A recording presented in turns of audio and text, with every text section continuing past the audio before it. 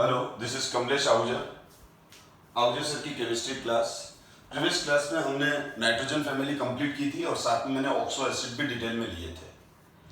और आज present class के अंदर हम group 16 oxygen, sulphur, selenium, tellurium और पोलोनियम की स्टडी करेंगे। ग्रुप 16 को हम ऑक्सीजन फैमिली भी कहते हैं क्योंकि ऑक्सीजन इसका फर्स्ट मेंबर है। इनको हम चाल्कोजेंस भी बोलते हैं। इनको हम चाल्कोजन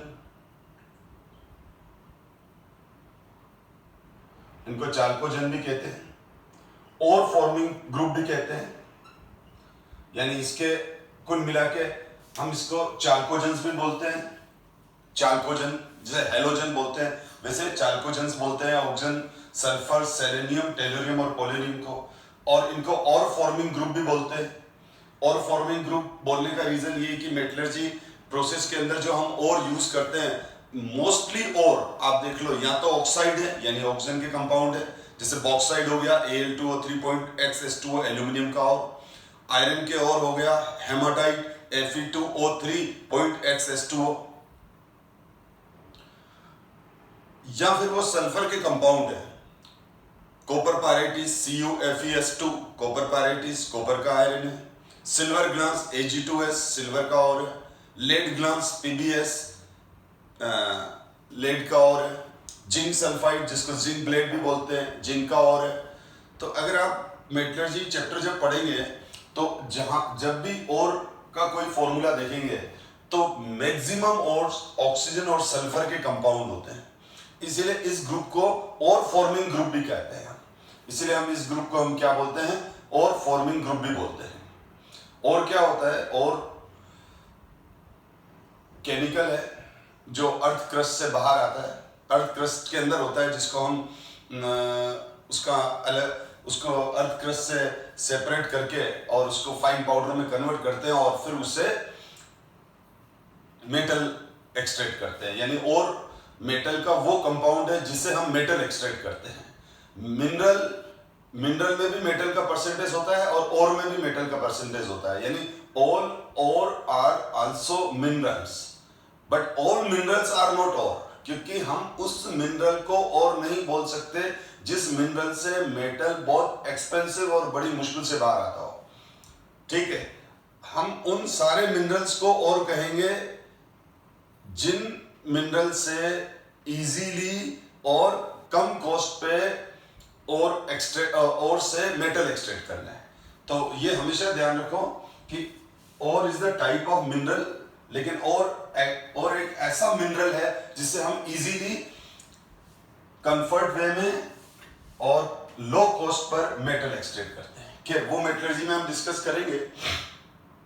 oxygen, sulphur, selenium, tellurium, polonium ये इसके मेंबर्स हैं। इसको याद करने का तरीका ये है कि O स्टाइल से T पो, तो आपको याद हो जाएगा। चाल्कोजेंस कौन है, O स्टाइल से T पो। ठीक है, इस तरह से आपको लर्न हो जाएगा। इनका जनरल इलेक्ट्रॉनिक कन्फिगरेशन NH2NP4 है। नंबर ऑफ वैलेंसी इलेक्ट्रॉन 6 है।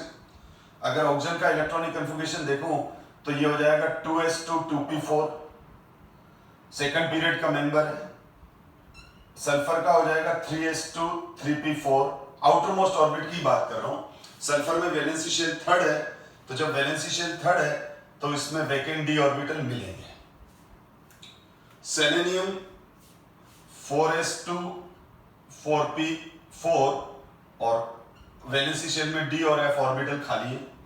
सिमिलरली टेलुरियम में 5s2 5p4 5d0 और पोलोनियम 6s2 6p4 6d0।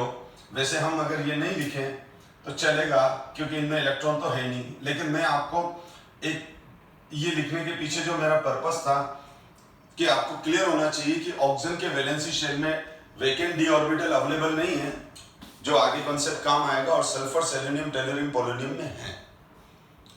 हम किसी भी ग्रुप में जब टॉप टू बॉटम आते हैं, जो एक जनरल पीरियोडिक प्रॉपर्टीज है जो सारे के सारे ग्रुप के लिए कॉमन रहती है, और वो ये है कि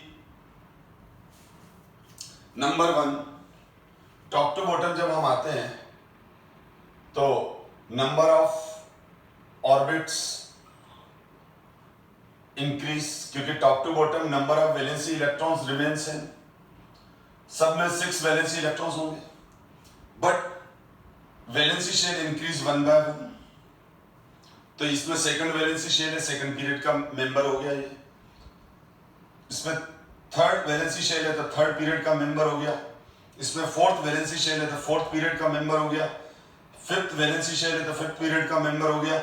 सिक्स वैलेंसी शेल है तो सिक्स पीरियड का मेंबर हो गया। जिस कोई भी एटम है, उस एटम का जो वैलेंसी शेल होता है पीरियोडिक टेबल में, वो उसी पीरियड से बिलोंग करता है, ठीक है। लेकिन ये सारे के सारे सेम ग्रुप से बिलोंग कर रहे हैं, पीरियड सबके अलग अलग होंगे।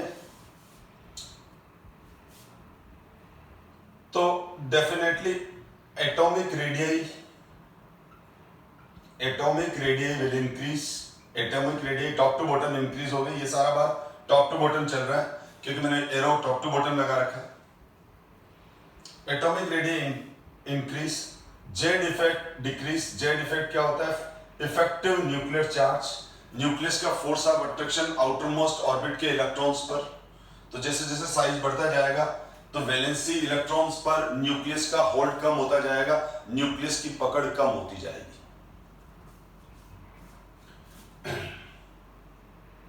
ध्यान दो बेटा,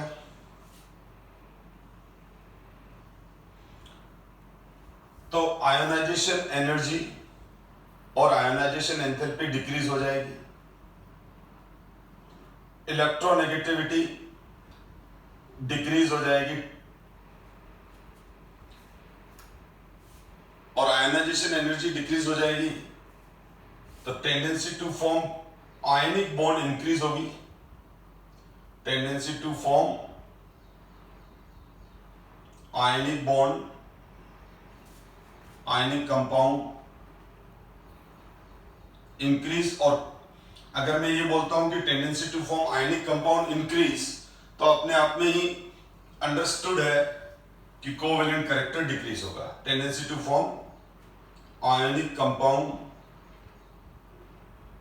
डिक्रीज।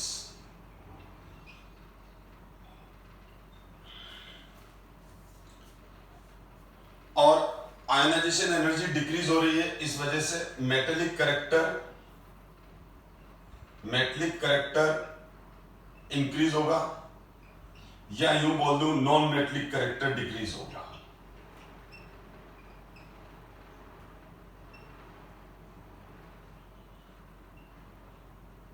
तो इसीलिए ऑक्सीजन और सल्फर एक अच्छे नॉन मेटल है।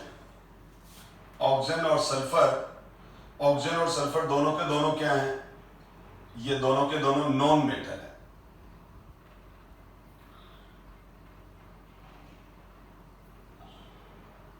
ये मेटेलोइड है, मेटेलोइड, ये दोनों मेटेलोइड्स हैं। और ये polonium is metal, polonium is metal. तो इस ग्रुप में सिंगल मेटल है पोलोनियम, जो कि रेडियो एक्टिव है, ध्यान रखना। सेलेनियम और टेलोरियम में मेटेलोइड्स कैरेक्टर है, यानी कुछ प्रॉपर्टी ये नॉन मेटल के साथ कुछ रिसेंबल करेगा और कुछ मेटल के साथ। रीजन यही देंगे कि टॉप टू बॉटम साइज बढ़ता है, न्यूक्लियस का जो फोर्स ऑफ अट्रैक्शन है वो आउटर मोस्ट ऑर्बिट पर कम होता जाता है। तो टॉप टू बॉटम आएंगे तो केटायन फॉर्मेशन की टेंडेंसी बढ़ेगी। पोलोनियम, सेलेनियम, टेलोरियम और पोलोनियम के पॉजिटिव ऑक्सीडेशन स्टेट जल्दी बनेंगे, आयोनाइजेशन एनर्जी कम है तो इनके इलेक्ट्रॉन जल्दी बाहर आएंगे। और जो एलिमेंट जितना जल्दी केटायन बनाएगा, हम बोलेंगे उसमें मेटेलिक कैरेक्टर उतना ज्यादा है, अच्छा है। तो इसीलिए इस ग्रुप में top to bottom metallic character तो इंक्रीज होगा। और सीधी बात है, जब मैं बोलूं आयनिक कंपाउंड डिक्रीज, तो कोवेलेंट का सॉरी ये गलत लिख दिया बेटा मैंने, tendency to form ionic compound increase. ठीक है, कभी कभी ऐसे माइन्यूट मिस्टेक हो जाती है तो उसको इग्नोर करा करो, एक्सप्लेनेशन मेरा सही चल रहा था, ठीक है ना, उधर नजर पड़ गई वापस। तो tendency to form ionic compound increase, जो जितना ज्यादा मेटल है उसको आयनिक बॉन्ड बनाने में उतनी इजी रहेगा, वो अपना इलेक्ट्रॉन दे देगा। फिर भी अगर हम इन जनरल बात करें, ये तो ठीक हम रिलेटिव बात कर रहे हैं आयनिक और, अगर इन जनरल बात करें तो ऑक्सीजन फैमिली के मोस्टली कंपाउंड कोवेलेंट कैरेक्टर ज्यादा रखते हैं, क्योंकि इनका अल्टीमेटली, जैसे मैं बात करूं एस ब्लॉक एलिमेंट से, तो एस ब्लॉक एलिमेंट्स जो है lithium, sodium, potassium, rubidium, caesium, beryllium, magnesium, calcium, strontium, तो इसमें लिथियम और बेरिलियम को छोड़ दो एस ब्लॉक एलिमेंट में, तो सारे कंपाउंड मोस्टली आयनिक कंपाउंड बनाते हैं, क्योंकि S block element extremely left hand side में साइज बड़े हैं, आयनाइजेशन एनर्जी बहुत ज्यादा कम है, इस वजह से एस ब्लॉक एलिमेंट्स का मैक्सिमम कंपाउंड्स आयनिक कंपाउंड होते हैं। लेकिन पी ब्लॉक में कोवेलेंट कैरेक्टर्स ज्यादा होते हैं, और जैसे जैसे हम लेफ्ट टू राइट ग्रुप्स में आते जाते हैं, ठीक है, वैसे वैसे कोवेलेंट कैरेक्टर बढ़ते जाते हैं। यानी कार्बन फैमिली में कोवेलेंट कंपाउंड्स होंगे तो नाइट्रोजन फैमिली में ज्यादा होंगे, ठीक है। फिर ऑक्सीजन फैमिली में भी कोवेलेंट कंपाउंड्स हैं। यहां ऑक्सीजन सल्फर के मोस्टली कंपाउंड्स कोवेलेंट होते हैं। अब हम इधर ध्यान दें,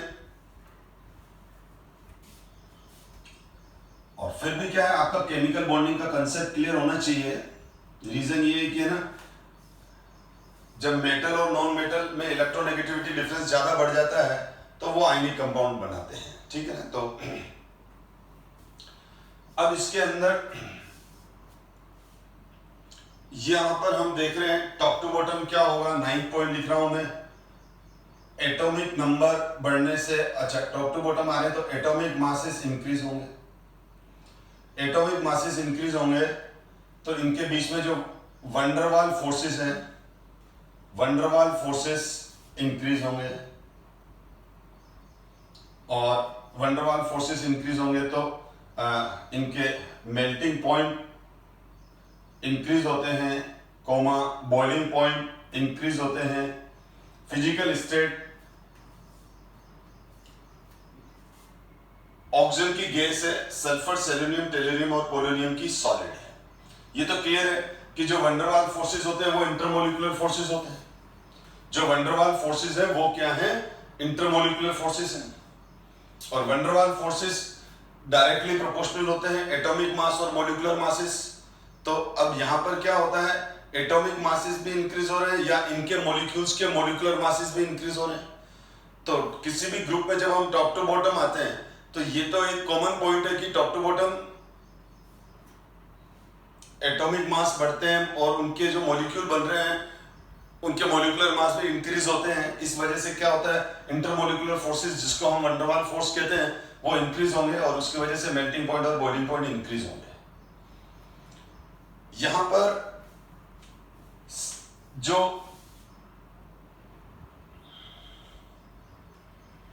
अगर हम इनकी बात करें तो ऑक्सीजन डायटोमिक फॉर्म में मिलता है, सल्फर ऑक्टा एटॉमिक फॉर्म में मिलता है, सेलेनियम ऑक्टा एटॉमिक, ये ऑक्टा, और पोलोनियम मेटल है तो क्रिस्टल फॉर्म में मिलेगा। जिस तरह से मैग्नीशियम का क्रिस्टल है, आयरन का है, क्रोमियम का है, जस्ट एग्जांपल दे रहा हूं, उनके जैसा नहीं होता है, पोलोनियम का अपना क्रिस्टल होता है। तो कहने का मतलब क्या हो गया कि ऑक्सीजन सिंगल एलिमेंट है जो डायटोमिक फॉर्म में मिलेगा, बाकी सब पॉली एटॉमिक फॉर्म में मिलेंगे।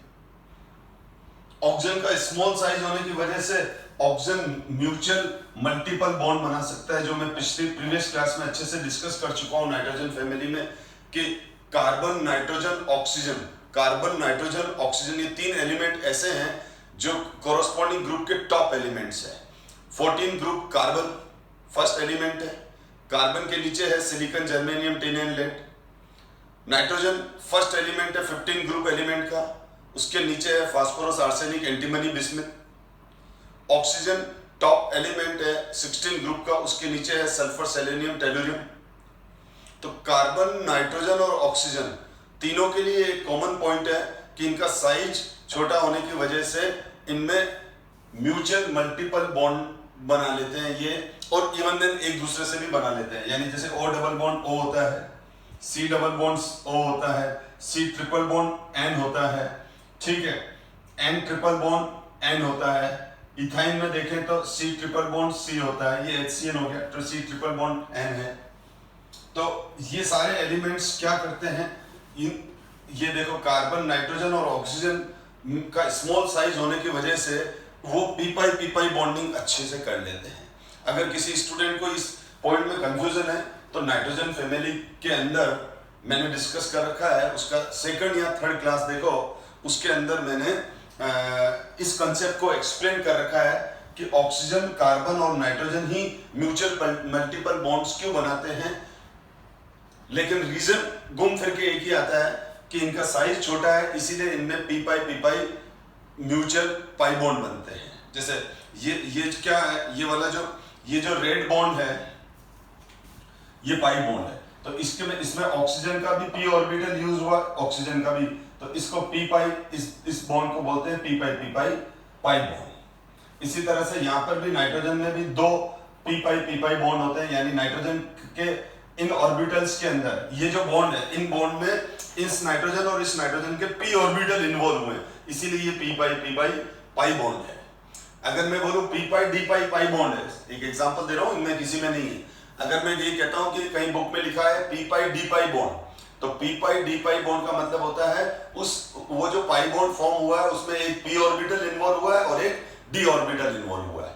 और अगर आ जाए डी पाई बॉन्ड, तो डी पाई बॉन्ड का मतलब क्या हुआ, वो जो पाई बॉन्ड बना है उसमें दोनों डी ऑर्बिटल इन्वॉल्व हुए हैं।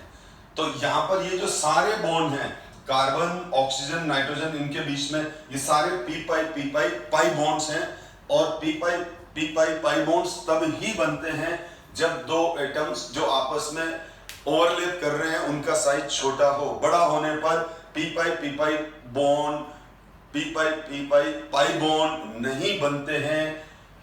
इसीलिए फास्फोरस में, सल्फर में इस तरह के बॉन्ड नहीं देखने को मिलते हैं।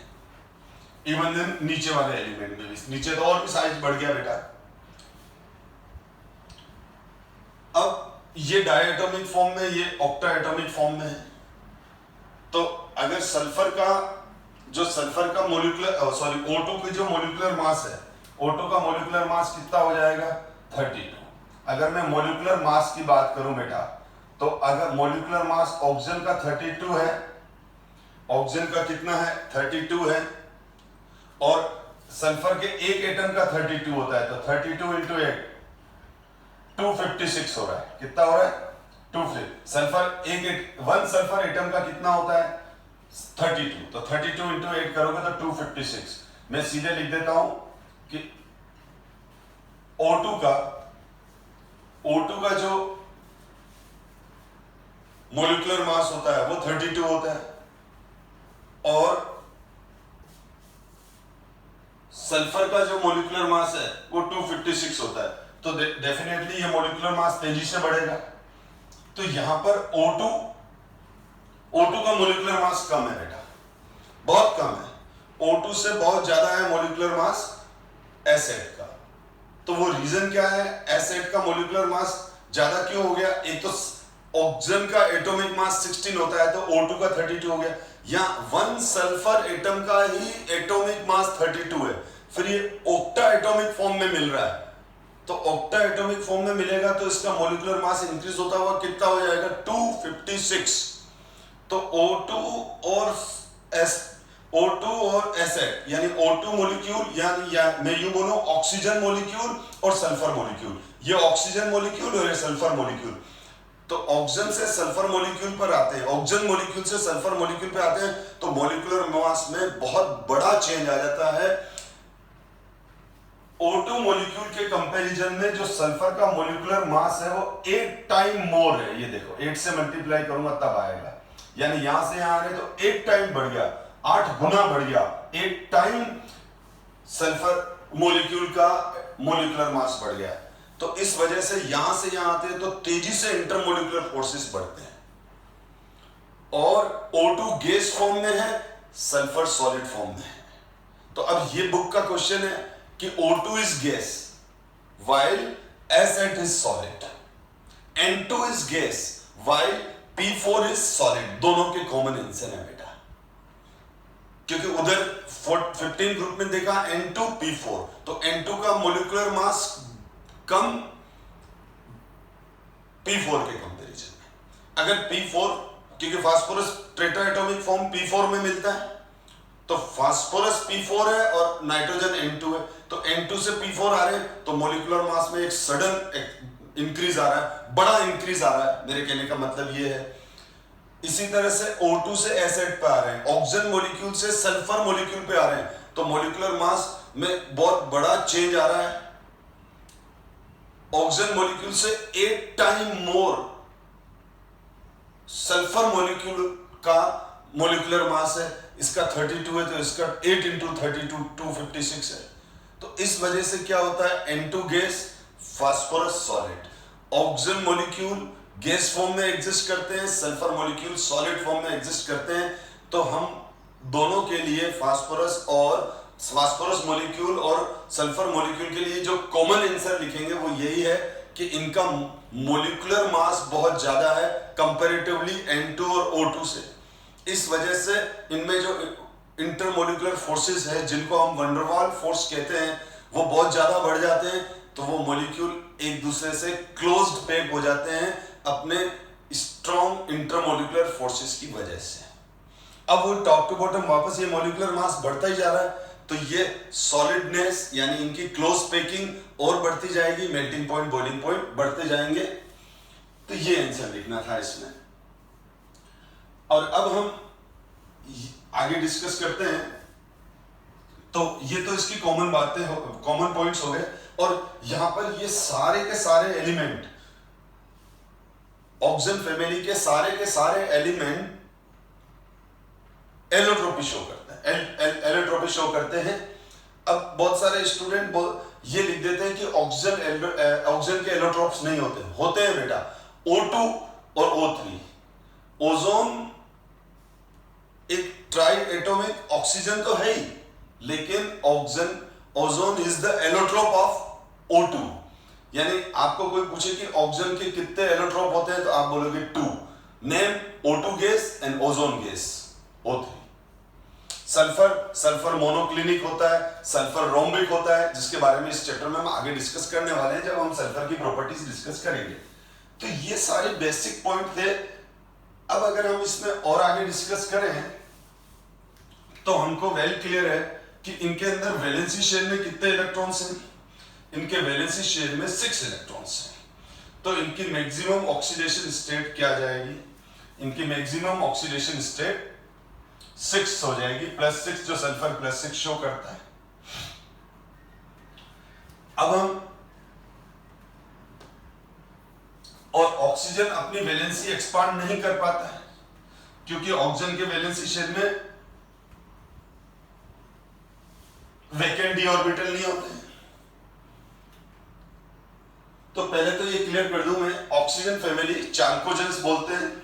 मैंने स्पेलिंग मिस्टेक कर दी थी वहां, CHALOLCOGENS या G लिख दिया था मैंने भूल से। तो ऑक्सीजन फैमिली और चाल्कोजेंस group 16 of periodic table includes oxygen, sulfur, selenium, tellurium and polonium. These are collectively known as chalcogen or forming elements.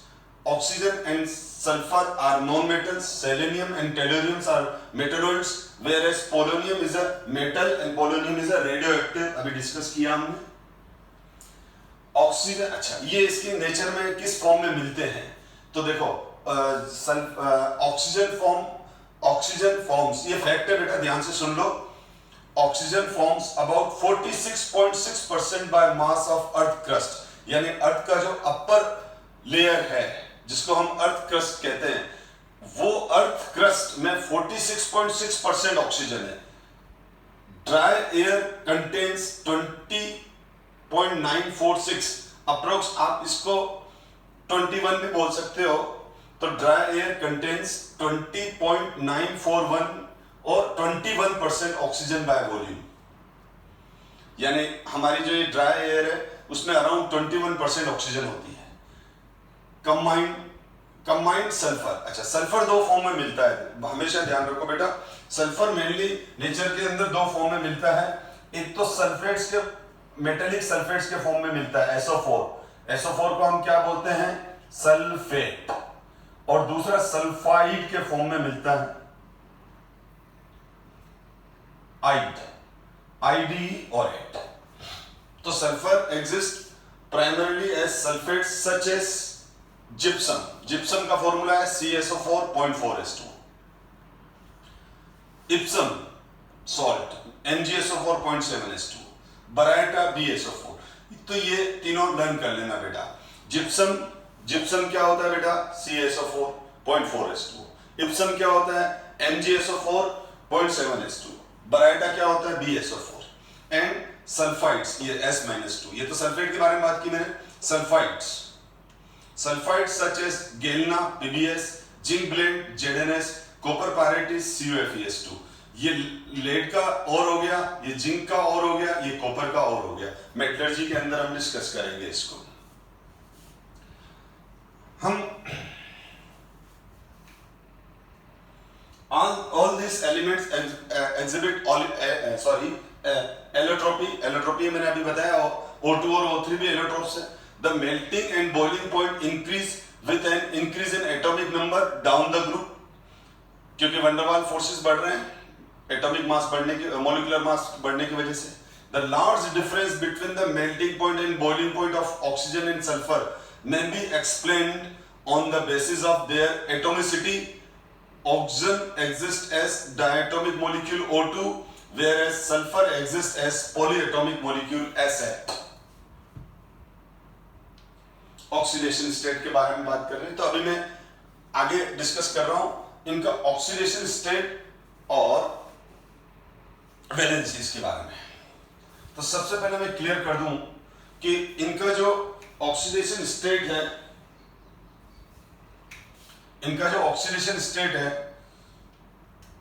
Oxidation state से पहले मैं वैलेंसी डिस्कस कर लूं. तो ऑक्सीजन जो है, ऑक्सीजन का इलेक्ट्रॉनिक कन्फिगरेशन होता है, क्योंकि वैलेंसी से ही ऑक्सीडेशन स्टेट समझ में आती है. तो ऑक्सीजन का जो ग्राउंड स्टेट में इलेक्ट्रॉनिक कन्फिगरेशन है वो है this is the 1s2 2s2 2p4. तो ये 2s2 2p4 है, मैंने वैलेंसी शेल का लिखा.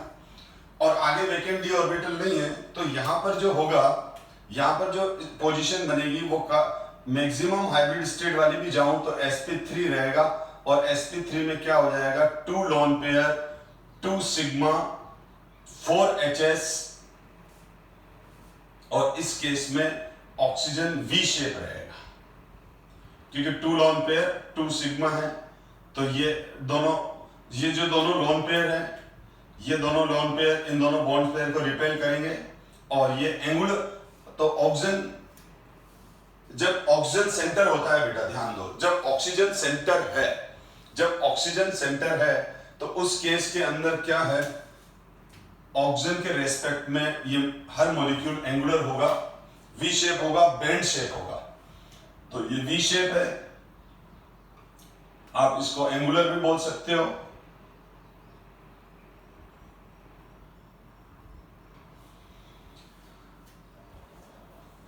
बट मैं ऊपर लिख देता हूं ऑक्सीजन के लिए ये वी शेप और एंगुलर शेप.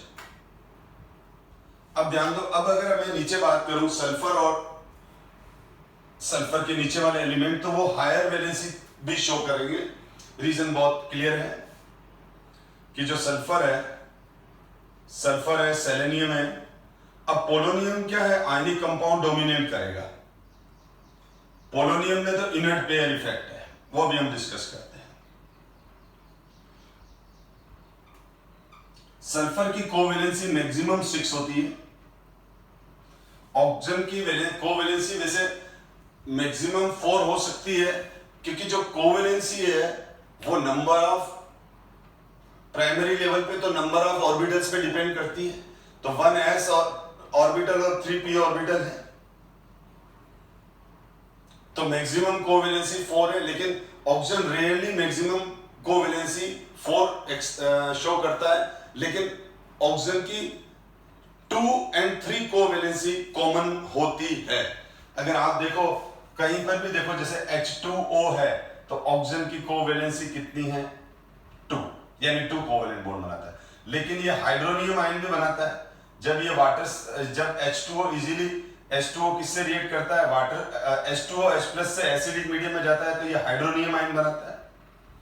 तो ये जो हाइड्रोनियम आयन है बेटा, ये जो हाइड्रोनियम आयन है, this hydronium ion 1 lone pair 3 sigma trigonal pyramidal होता है, ठीक है, और इसमें एक कोऑर्डिनेट कोवेलेंट बॉन्ड होता है। ये सारे पॉइंट में बेसिक क्लासेस शुरू में जो पढ़ा रखा है। मैं फिर कहूंगा पी ब्लॉक के अंदर जो फर्स्ट 4 क्लासेस थी, भले वो लंबी चली गई थी, लेकिन मैंने उनमें आपको बेसिक पीरियोडिक प्रॉपर्टी और basic chemical bonding, hybridisation, Fajans rule, oxidation state, inert pair effect, ये टॉपिक मैंने बहुत अच्छे से डिस्कस किए हैं थे। उसका रीजन अब आपको समझ में आ गया कि अगर आपने मेरी पी ब्लॉक की इनिशियल 4 या जो 6 आई थिंक 6 है, 6 जो बेसिक क्लासेस है, जिस स्टूडेंट ने प्रॉपरली उसको अंडरस्टैंड कर लिया और अटेंड कर ली, तो उस स्टूडेंट को पी ब्लॉक में प्रॉब्लम नहीं आएगी। जो फैक्ट है उनको तो रटना ही है। अब जैसे बरायटा को BaSO4 इज कॉल्ड बरायटा, तो वो तो लर्न करना ही है, अब उसका तो कोई सॉल्यूशन नहीं है, लेकिन जो कंसेप्ट है कम से कम उस पर तो अच्छे से ध्यान दो। तो मैंने क्या कहा, ऑक्सीजन अपनी कोवैलेंसी मैक्सिमम कितनी रख पाएगा। ऑक्सीजन अपनी कोवैलेंसी आपको बोलना, आप कहीं आ जाए तो ऑक्सीजन के वैलेंसी शेल में, जैसे नाइट्रोजन के वैलेंसी शेल में 1s ऑर्बिटल और 3, तो carbon nitrogen oxygen, carbon nitrogen और ऑक्सीजन, ये ऐसे एलिमेंट हैं जो अपनी मैक्सिमम वैलेंसी 4 तक एक्सपांड कर सकते हैं, क्योंकि इनमें because of valency shell of carbon, nitrogen and oxygen have 1s orbital and 3p orbital. मैंने आपको कहा है कि covalency mainly initially covalency number of orbital and number of electrons पे डिपेंड करती है। नंबर ऑफ ऑर्बिटल्स हैं, और अगर वो वेकेंट ऑर्बिटल भी तो इलेक्ट्रॉन उधार लिए जा सकते हैं, टैलेंट उधार नहीं लिया जा सकता है। इसी तरह से अपना हार्डवर्क उधार नहीं लिया जा सकता है, जो उनको भी करना है पढ़ाई स्टडी करते वक्त। तो इलेक्ट्रॉन तो आयन बनते ही है, यानी वो नेगेटिव आयन बनते हैं तो इलेक्ट्रॉन ले लेते हैं, बट ऑर्बिटल होना जरूरी है। तो नाइट्रोजन, कार्बन, नाइट्रोजन और ऑक्सीजन के वैलेंसी शेल में 1s ऑर्बिटल है, 3p ऑर्बिटल है, इसलिए अपनी ये कोवैलेंसी मैक्सिमम 4 से ज्यादा नहीं बढ़ा सकते हैं। CH4 होता ही है, NH3 और NH4 होता ही है, लेकिन ऑक्सीजन के केस में हमने 4 कोवैलेंसी रेयरली ऑब्जर्व की है। तो जनरल कोवैलेंसी अगर आपसे पूछ ले ऑक्सीजन की, तो आप आंसर लिखोगे 2 and 3। What is general covalency of oxygen? 2 and 3। H2O में ऑक्सीजन की 2 है, H3O प्लस हाइड्रोनियम आयन में ऑक्सीजन की कोवैलेंसी 3 है। और फिर मैंने कहा था कि अगर वैलेंसी शेल में वेकेंट ऑर्बिटल बहुत सारे हैं, तो भी कोवैलेंसी मैक्सिमम 6 से ज्यादा नहीं जाती है, क्योंकि 6 के बाद स्टेरिक हिंड्रेंस की वजह से सेंटर एटम के चारों तरफ 6 एटम से ज्यादा एटम एडजस्ट ही नहीं हो पाते, तो बॉन्डिंग कैसे करेंगे। तो मैक्सिमम कोवैलेंसी जनरली कहां तक जाएगी? 6। मैंने कहा था खाली एक ही एक्सेप्शन है, IF7 पी ब्लॉक की बात चल रही है, जिसमें आयोडीन का साइज बहुत बड़ा होने की वजह से और इधर से फ्लोरीन का साइज बहुत छोटा होने की वजह से आयोडीन के चारों तरफ 7 फ्लोरीन एडजस्ट हो जाते हैं, तो वो IF7 बनाता है। इसको छोड़कर पी ब्लॉक एलिमेंट की मैक्सिमम कोवैलेंसी 6 एक्सेप्ट आयोडीन की 7, ठीक है। और यहां पर सल्फर का अगर देखें तो सल्फर में वेकेंट d ऑर्बिटल्स हैं, तो ये देखो आप, ये ग्राउंड स्टेट, ये फर्स्ट एक्साइटेड स्टेट और ये सेकंड। अब ये हाइब्रिडाइजेशन वाली क्लास में अच्छे से डिस्कस किया हुआ है। ये फर्स्ट हाइब्रिडाइजेशन है sp3, इसमें क्या है 2 लोन पेयर 2 सिग्मा 4HS, और ये शेप हो जाएगा हमारा V shape, angular shape like that. Example हो जाएंगे SF2। अब यहां पर क्या हो जाएगा, ये हो जाएगा sp3d 1 lone pair 4 sigma hybrid state 5, ये होता है सीसॉ शेप, अनडिफाइंड शेप है लेकिन सीसॉ शेप बोलते हैं। यानी SF4 ऑलरेडी डिस्कस्ड है 11th में भी और पी ब्लॉक के थर्ड या फोर्थ वीडियो में देख लो आप, हाइब्रिडाइजेशन डिटेल में डिस्कस किया हुआ है। sp3d, क्योंकि मैं एक ही चीज बार बार इस तरह से रिपीट करूंगा तो कैसे काम चलेगा, कोर्स कैसे कराऊंगा। 6s 0 long pair 6 hybrid state, ये हो गया ऑक्टाहेड्रल स्ट्रक्चर। क्या हो गया? ऑक्टाहेड्रल। SF4 SF6, तो SF6 ऑक्टाहेड्रल हो गया, तो सल्फर अपनी कोवैलेंसी 6 तक एक्सपांड करेगा। अब इसके पास वेकेंट ऑर्बिटल तो हैं, ये इलेक्ट्रॉन उधार लेके और इन ऑर्बिटल्स को बॉन्डिंग में इन्वॉल्व कर सकता है, पर स्टेरिक रीजन से, यानी चारों तरफ 7 सल्फर के चारों तरफ 6 के बाद एक एक्स्ट्रा 7th वाला फ्लोरीन एडजस्ट नहीं हो पा रहा है, इसको बोलते हैं स्टेरिक रीजन। इस वजह से इसको यहीं तक शांत करके बैठना पड़ता है कि बस अब काफी हो गया, यानी SF6 से आगे कोवैलेंसी सल्फर की नहीं बढ़ती है। मेरे कहने का मतलब ये है।